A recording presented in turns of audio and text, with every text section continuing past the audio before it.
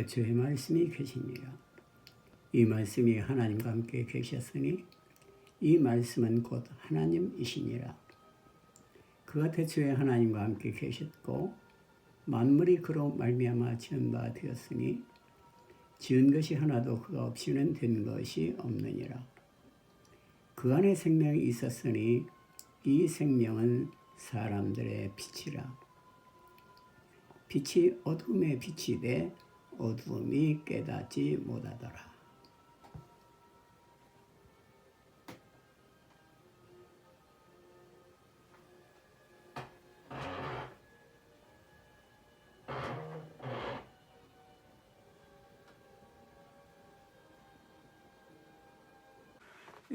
안녕하십니까. 오늘은 효과적인 복음 전파에 대해서 함께 연구하며 은혜를 받고자 합니다. 이 복음 전파라는 것은 사실은 가장 중요한 것의 하나가 복음 전파입니다. 왜냐하면 하나님께서는 태초에 말씀이 계셨고 만물이 그로 말미암고 그가 없이는 된 것이 하나도 없다고 그랬습니다. 하나님께서는 말씀으로 우주와 만물을 만드시고 지금도 로고스이신 예수님께서 만물을 지금도 운행하고 계시는 것입니다. 우리 전도자들은 하나님의 말씀을 대언하는 사람들입니다. 그래서 우리가 구약 성경에도 보면은 에스겔을 선지자 그 골짜기에 수많은 마른 뼈들이 있었는데 하나님의 말씀을 대언하자 그 뼈들이 힘줄이 돋고 살이 돋고 또 하나님의 영이 돌아오자 그들이 일어나서 하나님의 군대가 되었습니다. 이것은 단지 하나님의 말씀을 대언했을 때 일어난 일인 것입니다. 그러면 우리 전도자들이 하나님의 말씀을 대언하는 것 그리고 그것을 효과적으로 전하는 이것은 정말로 죽느냐 사느냐는 정말로 이 우주 내에서 가장 중요한 것의 하나가 하나님의 말씀을 대언하는 것입니다. 이제 우리가 성경에 보면은 사도행전에도 보면 사도 바울이 로마에 가서 이제 담대히 하나님의 나라를 전파하고 주 예수 그리스도에 관한 것을 가르쳤다고 그랬습니다. 그러자 많은 사람들이 그것을 받아들이고 예수를 믿게 되었고 또 어떤 사람은 또 받아들이지 않았다고 그랬습니다. 여기서 보면은 바울이 이 복음을 듣고 그 당시에도 많은 사람이 생명을 얻었고 또 그들 거부한 사람도 있었던 것을 우리가 보는 것입니다. 그런데 우리가 어떻게 하면 그러면 이 복음을 효과적으로 전파하느냐? 그래서 우리가 목회나 선교나 하나님의 복음을 전파하고 또 이 세계를 향한 하나님의 그 섭리인 이 세상을 구원하시고자 하는 하나님의 섭리를 어떻게 더 효과적으로 이루어가느냐. 물론 그것은 절대적인 하나님의 주권 아래에 있죠. 그러나 우리가 하나님이 원하시는 방향을 깨닫고 나가는 것은 참으로 중요하다고 보는 것입니다. 자, 우리가 설교를 생각할 때 그 3대 요소를 하나님의 말씀과 설교자, 청중으로 우리가 볼 수가 있습니다. 자, 여기서 이제 우리가 효과적인 설교를 하기 위해서는 이 세 방면에 있어서 개발이 필요한데 하나님의 말씀의 개발과 설교자 자신의 개발과 단 청중에 대한 이해, 적응, 상황화 이것이 참 중요한 것이라고 봅니다. 자, 이것은 뭐 설교자만을 위한 것이 아니고 사실 현대를 살아가는 우리 모든 하나님의 자녀들, 그리스도인들이 알아야 할 지혜라고 또 봅니다. 먼저 우리는 첫 번째로 하나님의 말씀에 대한 그런 확실한 이해와 개발을 극대화시키는 것이 필요한 것을 볼 수가 있습니다. 하나님의 말씀은 너무나 성경에 많이 있기 때문에 그것을 한마디로 요약한다는 것은 참 힘들겠지만은 우리가 복음적인 관점에서 하나님의 말씀을 요약한다면은 그것은 두 가지로 요약할 수가 있는데 첫 번째로 예수 그리스도고 두 번째로 하나님의 나라인 것입니다. Jesus Christ 그리고 The Kingdom of God 하나님의 나라인 것이죠. 근데 우리는 예수 그리스도에 대한 깊은 이해와 믿음이 참 회복이 돼야 됩니다. 그래서 개발해야 되는데, 먼저 그 예수님의 그 대속의 사랑을 우리는, 대속의 복음을 우리는 깊이 있게 깨달아야 되는 것입니다. 자, 우리가 피시디아 안디옥에 사도 바울이 제1차 선교여행을 가서 한 유명한 그 설교가 있습니다. 우리가 사도행전 15장 38절 39절에 보면은, 그러므로 형제들아 너희가 할 것은 이 사람을 힘입어 죄사함을 너희에게 전하는 이것이며, 또 모세의 율법으로 너희가 의롭다 하심을 얻지 못하던 모든 이에도 이 사람을 힘입어 믿는 자마다 의롭다 하심을 얻는 이것이라. 사도 바울은 제1차 선교여행을 갔을 때 비시디아의 안디옥에 가서 이 놀라운 복음을 전하는 것입니다. 자, 너희가 알 것은 이 사람을 힘입어 죄사함을 받는다는 걸 전하는 것이다. 모세의 율법으로는 결코 의롭다함을 얻을 수가 없었는데, 단지 이 사람 예수 그리스도를 믿음으로 그 힘을 입는 자마다 의롭다함을 여러분은 얻게 됩니다. 이것이 비시대 안디옥에서 사도 바울이 제1차 선교 활동 중에 전했던 그런 복음인 것입니다. 그러니까 우리 전도자들이, 선교사나 목회자나 전도자들이, 또 우리 성도들이 이 사도 바울이 비시디아의 안디옥에 전한 이 복음을 빨리 회복을 해야 된다 이겁니다. 이것이 결국은 무기를 최첨단화하는, 영적인 싸움에서 무기를 최첨단화하는 그러한 비결인 것입니다. 즉 예수 그리스도를 힘입어서, 이 사람을 힘입어서 죄사함을 얻을 수가 있다. 인간의 문제는 결국은 죄의 문제인 것입니다. 첫사람 아담이 타락함으로 그 죄에서 구원하시고자 마지막 사람 아담이신 예수 그리스도가 이 땅에 오셔 십자가에서 우리의 죄를 다 대속하시고 대가를 지불하시고 우리 죄를 용서하셨습니다. 그래서 이 원초적인 복음을 회복하는 것, 이것은 가장 강력하고 완전한 영적인 무기를 다시 우리가 회복하는 것입니다. 그래서 이 예수 그리스도의 복음은 영생을 우리에게 주는 겁니다. 영원한 생명이라는 것은 사실은 하나님의 나라입니다. 우리가 영생을 얻을 때 하나님의 나라에 들어가는 것이죠. 그래서 우리는 믿음으로, 예수 그리스도를 믿음으로, 내가 곧 길이요 진리요 생명이니 예수 그리스도를 믿음으로 우리는 죄에서 구원이 돼서 영원한 생명을 얻게 되는 것입니다. 단 우리가 이 예수 그리스도의 죄사함의 복음을 들을 때 우리에게는 성령님이 강림한다는 이 복음인 것입니다. 하나님의 임재, 예수님의 임재, 성령의 임재는 예수 그리스도의 복음을 들을 때, 대속의 복음을 들을 때 성령이 임하는 것입니다. 그래서 오직 우리가 하나님을 만날 수 있고 하나님의 영을 받을 수 있는 것은 예수 그리스도의 십자가에 흘리신 피밖에 없는 것입니다.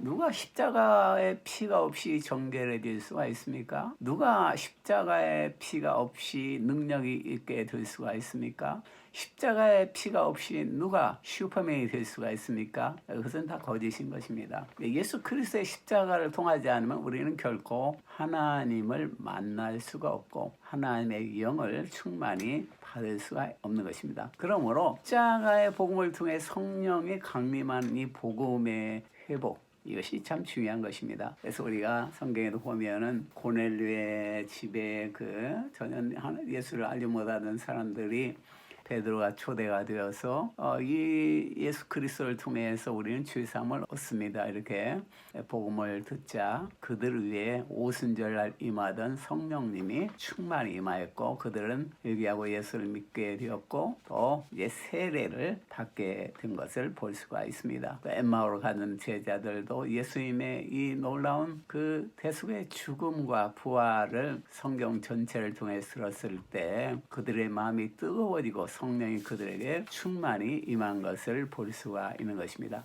우리는 The Kingdom of God, 하나님의 나라에 대한 복음을 회복하는 것이 참 필요합니다. 하나님의 나라는 지금도 우리 가운데 성령으로 임하십니다. 사실은 하나님의 나라는 성령님이 임하는 곳에 하나님의 나라가 임하는 것입니다. 자, 그래서 이 하나님의 나라의 복음은 우리가 하나님의 음성을 듣기 때문에 하나님의 나라 안에서는 하나님의 음성을 들었기 때문에 우리가 축복을 받고 은혜를 받게 되는 것입니다. 그래서 하나님을 묵상하는 자는 시냇가에 심은 나무가 푸름을 더하고 시절을 따라 과실을 맺듯이 하나님의 나라의 복음을 들을 때 우리의 삶 가운데에는 열매가 아름답게 열려지게 되는 것입니다. 자, 하나님의 나라의 복음은 성령의 강물이 흐르는 복음은 사실은 십자가의 복음인 것입니다. 또 이제 우리의 삶 가운데 하나님의 나라가 임할 때 하나님은 우리 인생길에 있어서 등불이 되어 주십니다. 그래서 우리의 삶을 인도하시고 구체적인 문제를 당했을 때 우리에게 지혜를 주시는 분이신 것입니다. 시편 119편 105절에도 보면은 주의 말씀은 내 발의 등이요 내 길의 빛이라고 기록이 되어 있습니다. 그래서 예수님은 생명의 빛이 되고 진리의 빛이 되셔서 우리의 삶을 인도하시고 지도하시는 것입니다. 우리 말씀은 어떤 어려운 순간에서도 우리에게 길을 제시해 줍니다. 또 말씀은 결코 우리에게 먼 곳에 있는 것이 아니고 우리의 가까이 있고 우리의 입에 있으며 우리의 마음에 있다고 그랬습니다. 신명기에서 30장 14절. 그러므로 말씀이 먼 곳에 있는 것이 아닌 것입니다. 말씀은 우리의 가까이 있고 우리의 입에 있고 우리의 마음이 있다고 그랬습니다. 말씀은 우리를 든든히 또한 세워주는 역할을 하는 것입니다. 에베소 지역의 장로들은 사도 바울이 마지막 설교에 있어서 주와 그 말씀, 은혜의 말씀께 그들을 부탁했는데 그 말씀은 그들을 든든히 세워준다고 그랬습니다. 그래서 이러한 우리 인생의 등불이 되어주시는 여호와의 말씀의 그 정립, 말씀의 회복이 필요한 것입니다. 이 말씀은 우리의 건강을 또한 회복시켜 주는 것입니다. 잠언 4장 22절에 보면은 그것을 얻는 자에게 생명이 되며 그의 온 육체의 건강이 됨이니라. 그래서 우리 복음은 우리 육체의 건강이 되는 것입니다. 자, 백부장의 하인은 백부장이 예수님의 말씀을 듣는 것만으로도 그 하인의 병이 다 나았습니다. 마태복음 8장 8절에 있죠. 저가 채찍에 맞음으로 우리는 나음을 입게 된 것입니다. 일단 하나님의 말씀은 하나님의 나라에 있어서 우리를 하나님의 나라의 일꾼으로 하나님의 나라의 군사로 무장하는 그러한 역할을 하게 됩니다. 그래서 하나님의 제자들이 양육되는 것, 이것은 참으로 우리가 말씀을 정립하는 그 제자 양육의 말씀이 중요한 것을 볼 수가 있습니다. 그런데 이 믿음이라는 것은 들음에서 나고 들음이라는 것은 전하는 자가 없으면 들을 수가 없죠. 그렇기 때문에 우리가 말씀을 가르치고 전할 때 듣게 되는 것이고 그 말씀을 들을 때 그 듣는 사람이 제자가 되고 또 전하는 사람도 그 믿음이 강하게 되는 것을 볼 수가 있습니다. 자, 그 다음에 이제 두 번째로 복음 전파자의 개발의 극대화. 자, 우리가 이제 복음의 개발에 대해서 연구를 했는데 두 번째는 복음 전파자 자신을 또한 개발해야 되는 것입니다. 자, 복음 전파자를 개발한다는 거, 참 이게 참 어려운 일이죠, 사실은. 그런데 자, 복음 전파자를 그럼 어떻게 개발하느냐? 먼저 가르치는 자가 먼저 총체적인 구원의 체험을 해야 된다 이겁니다.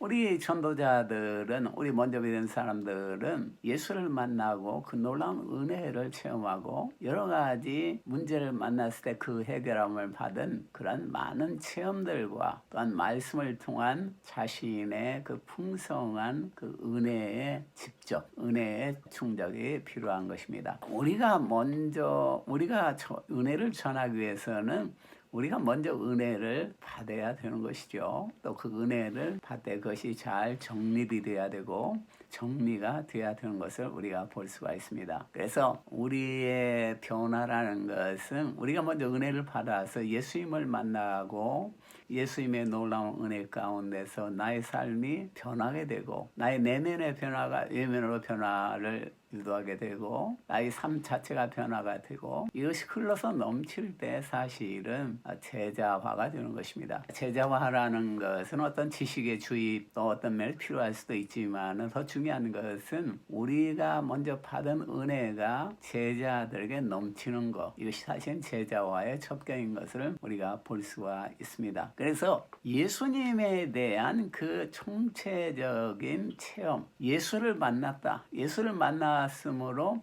나의 삶이 이렇게 은혜를 회복하고 평안을 회복하고 기쁨을 회복했다.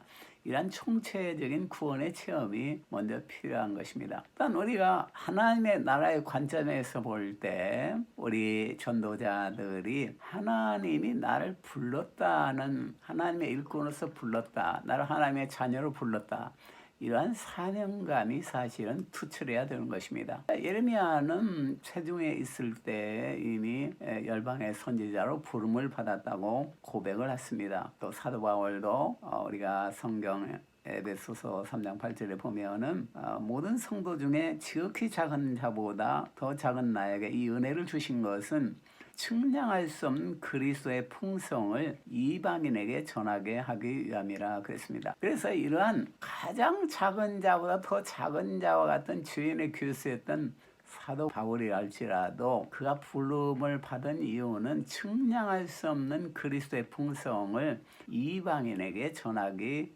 위함이라고 했습니다. 그래서 복음을 전한다는 것은 구원을 받은 사람들의 근본적인 삶의 목적인 것입니다. 우리는 어떤 면에서 모든 그리스도인들은 복음을 전하기 위해서 부름을 받은 사람들입니다. 너희는 온 천하에 다니며 만민에게 복음을 전파하라. 내가 세상 끝날까지 너희와 항상 함께 있겠다. 이것은 사실은 모든 제자들에게 한 명령인 것입니다. 그러나 개인적으로도 우리는 하나님으로부터 내가 택함을 받은 자녀다. 아브라함처럼 내가 부름을 받은 자녀다. 그리고 나를 하나님이 하나님의 나라를 위해서 쓰시기를 원한다. 이런 확신을 가지는 게 참 중요합니다. 왜냐하면은 복음을 전하는 일은 조금만 옆에서 비난을 받고 박해를 가면은 낙심하기가 쉬운 것이 복음을 전하는 것이기 때문입니다. 그러나 하나님의 그 사명에 대한 확신이 있을 때 우리는 끝까지 죽음을 무릅쓰고 복음을 전할 수가 있습니다.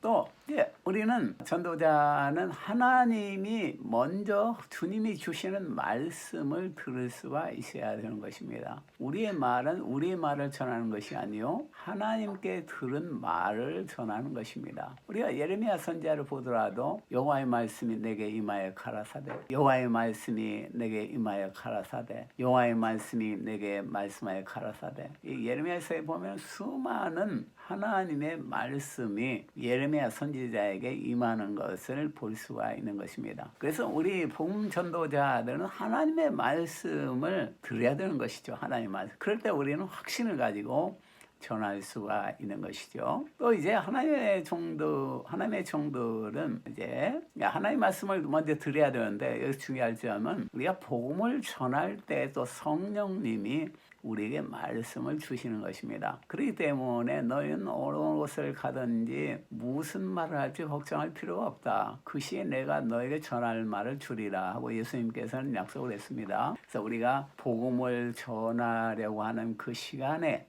복음을 전하는 시간에 성령님이 주시는 음성을 우리는 무시하지 않고 그것을 전해야 하는 것을 우리가 볼 수가 있습니다. 또 우리가 눈물을 흘리면서 씨를 뿌릴 때는 반드시 열매를 거두게 된다. 이것을 우리가 확신해야 됩니다. 시편 126편 5절에 있듯이 그래서 우리가 씨앗을 뿌릴 때 열매가 나지 아니할까? 열매를 맺지 아니할까? 여기에 대한 근심이나 그 미래에 대한 그런 어떤 것에 대해서 묶여가지고 씨앗을 뿌리는 일을 주저해서는 안 되는 것입니다. 우리는 씨앗을 뿌릴 뿐이고 그것을 자라게 하시는 분은 또한 하나님이시기 때문인 것입니다. 또 이제 주의 제자를 양육하는 그런 전도자가 되어야 합니다. 이 전도자의 개발에 있어서 예수님께서는 베드로에게 말했습니다. 네가 나를 사랑하느냐? 내 양을 치라. 내 어린 양을 먹이라. 이렇게 말했습니다. 그래서 이제 우리 주님을 사랑하는 것의 가장 큰 표적은 주님의 양떼들을 치고 주님의 제자들을 양육하는 일인 것입니다. 그다음에 세 번째로 복음을 듣는 대상에 대한 그 상황화에 대해서 극대화를 시켜야 되는 것입니다. 자, 우리 설교자, 전도자들이 복음에 대한 개발을 하고, 두 번째로 설교자 자신에 대한 개발을 하고, 마지막 세 번째로 복음을 듣는 대상에 대한 그 개발, 대상을 어떻게 상황화를 시킬 것인가, 이거에 대한 그 개발이 필요한 것입니다.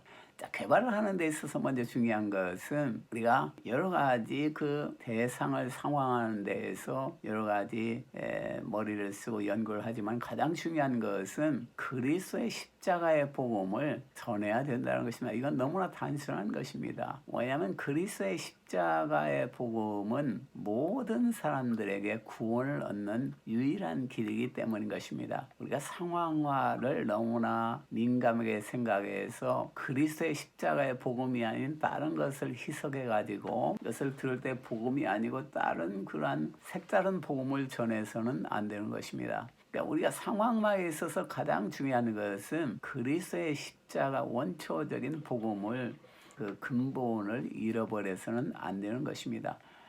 그리스도의 십자가의 복음은 다시 강조하지만은 예수께서 우리의 죄를 대신해 십자가에 돌아가심으로 우리를 모든 죄와 저주에서 해방시켰다. 그래서 우리는 완전히 영원히 온전케 되고 하나님의 자녀가 되었고 하나님의 영이 우리를 주장하시고 그 저항할 수 없는 은혜로서 우리를 천국에 이르기까지 보호하시고 지켜주신다. 이 십자가의 복음을 우리는 상황화를 생각할 때에도 확실히 가지고 어필을 해야 된다는 것을 볼 수가 있습니다.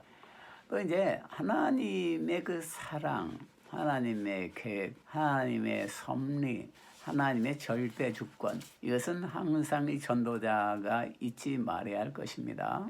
하나님은 정한 자를 부르시고 부른 자를 의롭다 하시고 의롭다 하신 자를 영화롭게 한다고 그랬습니다. 그리고 하나님의 택함을 받고 부르심을 입은 자들에게는 모든 것이 합력하여 선을 이룬다고 했습니다.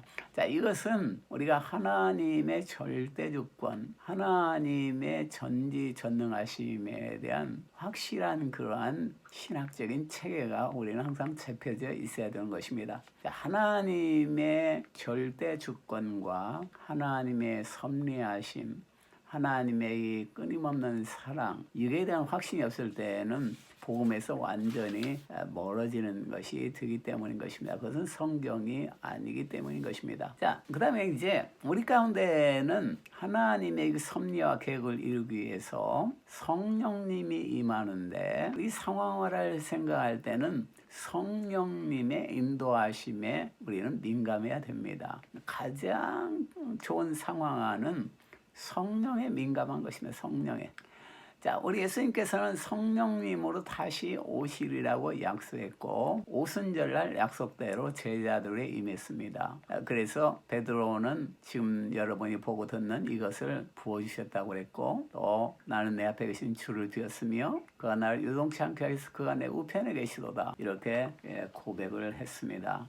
성령님은 지금 우리 가운데 임하셔서 예수님은 우리 가운데 임하셔서 우리의 목자가 되시고 하늘과 땅의 모든 권세로서 우리를 지켜주십니다. 그리고 성령님은 우리에게 말씀하고 계십니다. 우리의 목자가 되시기 때문에 성령님은 우리에게 말씀하시기 때문에 우리 전도자가 중요한 것은 그 성령님의 음성을 듣고 그것을 전하는 것입니다. 사실은. 그래서 누가복음 12장 12절에도 성령님께서 마땅히 할 말을 너에게 가르치리라 그랬습니다. 그래서 우리는 하나님의 음성을 듣는 겸손한 하나님의 대사가 되어야 되는 것입니다. 대사가 왕의 말을 전하지 않고 자기 맛대로 말을 하면 안 되겠죠. 자, 우리는 왕중왕이신 하나님의 음성을 듣고 그 음성을 전해야 되는 것입니다. 또한 우리가 복음을 전하되 성령님이 주시는 능력과 확신을 가지고 전해야 되는 것입니다. 데살로니가전서 1장 5절은 그것을 말하고 있습니다.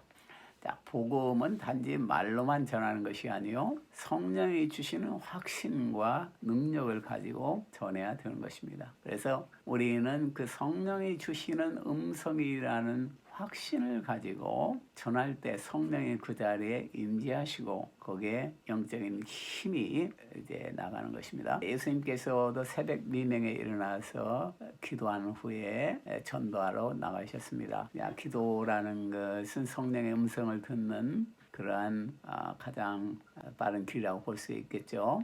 그래서 우리가 예수의 이름으로 기도할 때 우리는 예수님의 그 놀라운 사랑의 음성을 들을 수가 있는 것입니다. 또한 우리가 복음을 전할 때 그 복음을 듣는 분들의 그 마음을 열어줘야 되는 것입니다. 그걸 열어주는 것은 성령님이신 것입니다. 필리포에서 복음을 전했을 때 하나님께서 루디아의 마음을 열어서 그 말을 청종케 했다고 그랬습니다. 그러니까 이제 복음을 마음을 열고 듣게 하는 것도 이게 성령님의 역사인 것입니다. 그래서 우리는 항상 성령님께 그 복음을 듣는 대상들의 마음을 열어달라고 기도를 해야 되는 것입니다. 복음을 전할 때 성령님께서 마음을 열어주시고 감동을 해야 변화가 있는 것입니다. 진정한 감동은 성령에 의한 감동인 것입니다.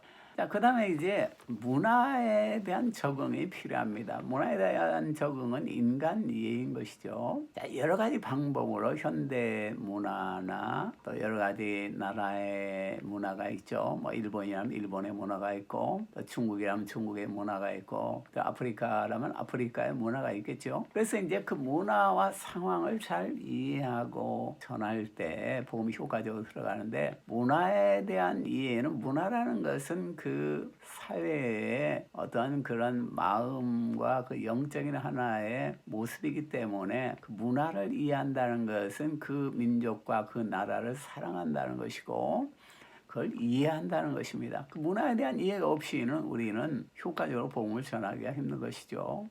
특별히 그 언어에 대한 이해가 참 필요합니다. 왜냐하면 언어 속에는 그 민족의 문화가 많이 담겨 있기 때문인 것입니다. 그래서 이제 우리가 선교사나 전도자들이 그 민족의 언어를 모를 때는 아무리 열심히 있고 마음이 뜨거운다 할지라도 복음을 그 나라 언어로 표현을 못할 때는 전할 수가 없는 것이죠. 사실은 언어의 실력만이 아니고 언어를 통해서 그 민족의 마음과 정서를 이해하고 또 그것은 그 민족을 사랑하는 마음이 들기 때문에 그것이 문화에 대한 이해가 정말 필요한 것을 볼 수가 있습니다. 바울은 약한 자들에게 약한 자와 같이 된 것은 약한 자를 얻고자 하며 또 여러 사람에게 여러 모습이 된 것은 아무쪼록 몇 사람이라도 구원하고자 함이었다고 고린도전서 9장 22절은 말하고 있습니다. 자, 그래서 이제 문화에 대한 이해가 필요한데 우리가 이제 결론 부분에 돌아왔는데, 자, 우리가 예를 들어서 이제 바울의 그 설교를 우리가 생각할 때 거기에서 몇 가지 그 귀절을 통해서 우리는 설교학을 바울의 설교를 통해서 한번 요약해 볼 수가 있습니다. 그 다음에 이제 예수님의 설교를 통해서 요약할 수가 있는데 마지막으로 근데 이 바울의 설교를 통해서 우리가 생각해 볼 때 바울은 고린도전서 2장 1절에서 5절에서 이렇게 말했습니다.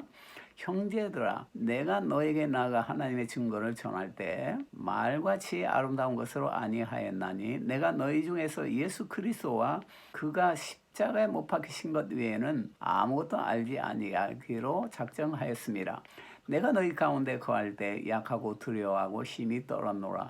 내 말과 내 전도하니 설득력 있는 지혜 말로 하지 아니하고 다만 성령의 나타나심과 능력으로 하여 너희 믿음이 사람의 지혜에 있지 아니하고 다만 하나님의 능력에 있게 하려 하였노라. 이렇게 기록이 되어 있습니다. 바울은 고린도에 가서 복음을 전할 때 예수 그리스도와 그 십자가에 못 박으신 것 외에는 아무것도 알지 아니하기로 작정하였다 그랬습니다. 자, 그래서 바울은 그의 선교의 그 원칙이 그 많은 선교 활동을 통해서 깨달은 원칙이 예수 그리스도와 그가 십자가에 못 박히신 것, 이것을 구체적으로 그는 연구하고 기도하고 깨달아서 복음을 전했던 것을 볼 수가 있습니다. 또한 바울은 이런 것을 전하는데 어떠한 설득력 있는 지혜의 말로 하지 않고 다만 성령의 나타남과 능력으로 했다고 했습니다. 그래서 인간의 그 믿음이 사람의 지혜이지 않고 하나님의 능력에 있게 하였다고 바울은 고백하고 있습니다. 그래서 바울의 그 설교학을 보면은 그리스도와 그 십자가에 못 박히신 것과 또한 성령의 나타남과 능력으로 전하였다. 자, 이걸 볼 수가 있고, 또 이제 바울의 그 상황화의 철학은 고린도전서 9장 19절에서 23절에 기록이 되어 있습니다. 자, 내가 모든 사람에게서 자유로우나 스스로 모든 사람에게 종이 된 것은 더 많은 사람을 얻고자 함이라. 유대인들에게 내가 유대인과 같이 된 것은 유대인들을 얻고자 하며, 율법 아래 있는 자들에게는 내가 율법 아래 있지 아니하나 율법 아래 있는 자같이 된 것은 율법 아래 있는 자들을 얻고자 하며, 율법 없는 자에게는 내가 하나님께는 율법 없는 자가 아니요 도리어 그리스도의 율법 아래 있는 자이나 율법 없는 자같이 된 것은 율법 없는 자들을 얻고자 함이라. 약한 자들에게 내가 약한 자와 같이 된 것은 약한 자들을 얻고자 하며, 내가 여러 사람에게 여러 모습이 된 것은 아무쪼록 몇 사람이라도 구원하고자 함이니, 내가 복음을 위하여 모든 것을 행함은 복음에 참여하고자 함이라. 그렇게 기록이 되어 있습니다. 자, 그래서 이제 이것은 내가 모든 사람에게 있어서 자유로우나 모든 사람이 종이 된 이유는 더 많은 사람을 얻고자 함이라고 그랬습니다. 이런 상황화의 하나의 귀한 지혜를 우리가 보여주고 있습니다. 우리 세상은 많이 변하고 있고 그 세상에 지금 많은 사람들이 살아가고 있습니다. 그 사람들을 구원하기 위해서 우리는 좀 더 그 문화와 사람을 이해하고 모든 사람의 자유로우나 종이 되는 자세, 이것이 참으로 복음 전도에서 필요한 것을 볼 수가 있습니다.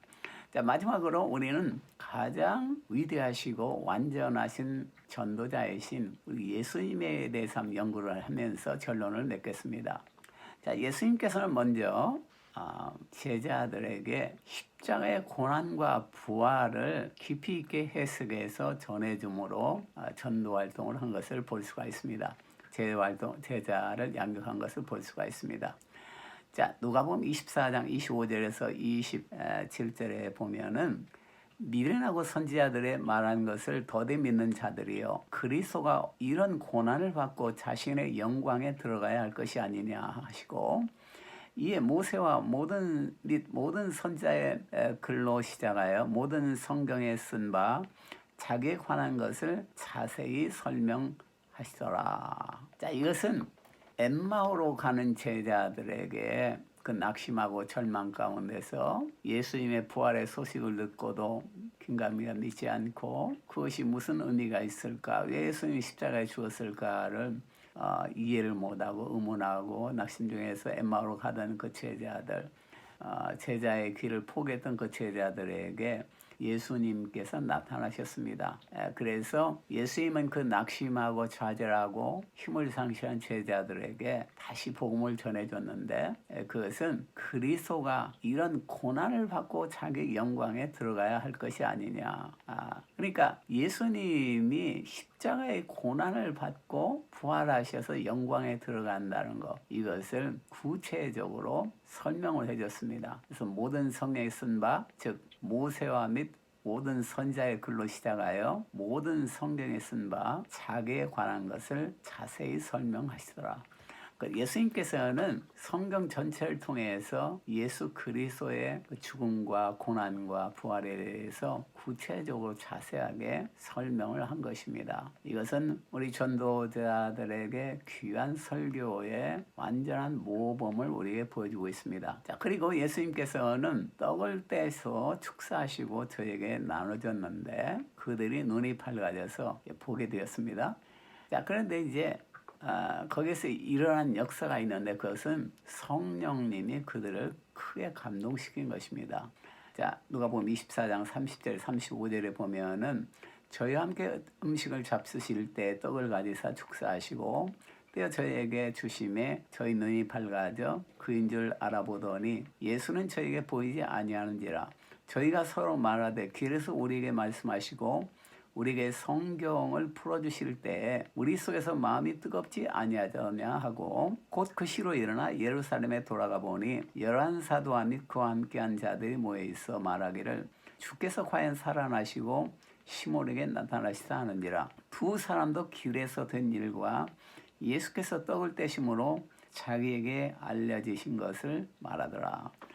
자, 여기서 이제 그들의 마음이 예수님이 떡을 따시고 기도를 해주시고 그들에게 주자 그들의 마음이 뜨거워진 것입니다. 성령의 뜨거운 감동이 회복이 된 것입니다. 그들은 예수 그리스도의 고난, 죽음과 부활의 그 놀라운 사실을 성경을 통해서 해석을 듣자 그들의 마음이 성령이 회복이 되고 뜨거워져서 눈이 떠지게 되고 예수님의 임재를 바라볼 수가 있게 된 것입니다.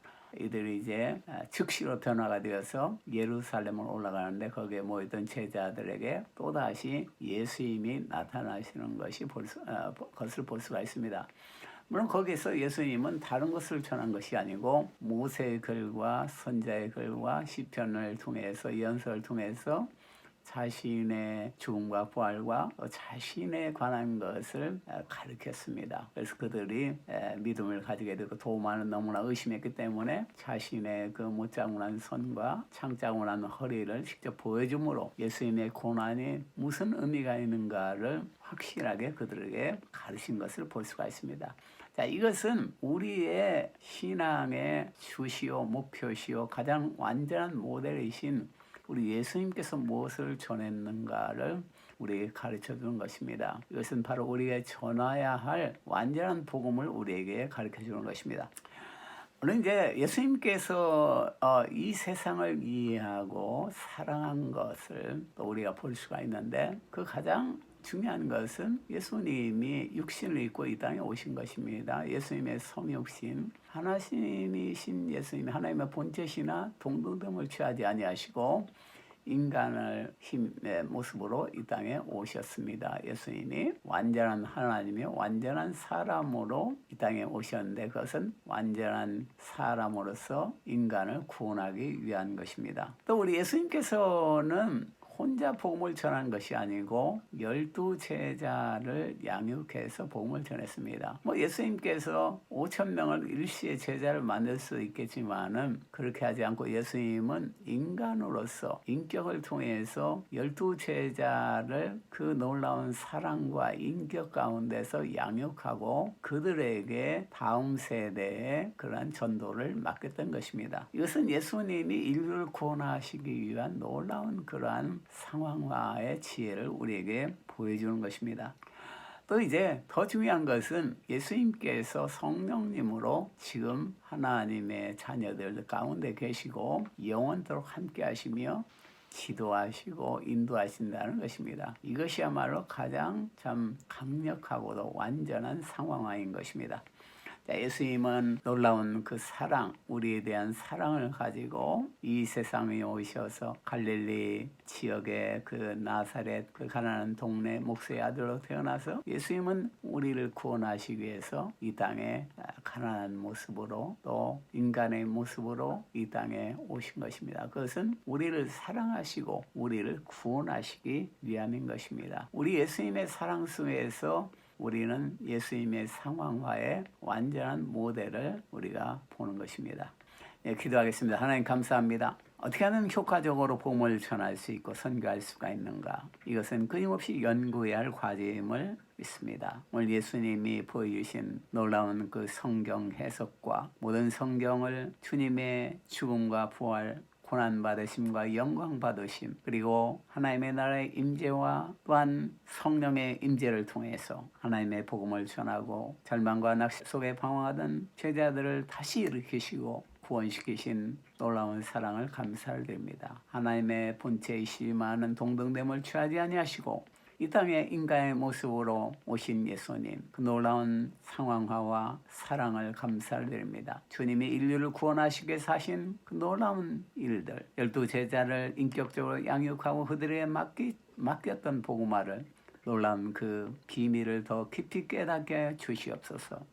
그래야 해서 우리가 맡겨주신 이 기간 동안에, 이 생애 동안에 주님의 지혜를 가지고 효과적으로 복음을 전할 수 있도록 주님이 원하시는 이 세계를 구원하는 그러한 귀한 사역을 감당할 수 있도록 주님께서 은총을 베풀어 주시옵소서.